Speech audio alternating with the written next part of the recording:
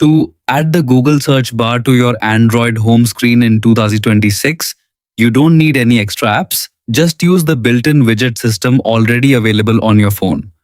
First, go to your Android home screen and find an empty space where there are no app icons or widgets. Press and hold your finger on that blank area for a second or two. This will open the home screen customization menu. From the options that appear at the bottom, tap on Widgets. This section contains all available interactive tools you can place on your home screen. Once inside the Widgets menu, you'll see a search bar at the top. Type Google to quickly locate Google-related widgets. Now tap on the Google app to expand its widget options. You will see different styles, including the classic Google search bar widget.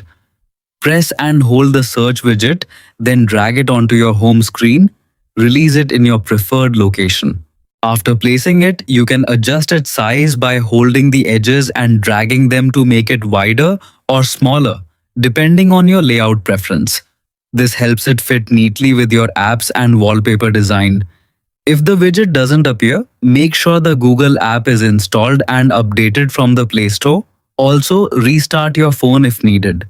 Once done, you'll have instant access to Google Search right from your home screen, making searches faster and more convenient without opening a browser every time.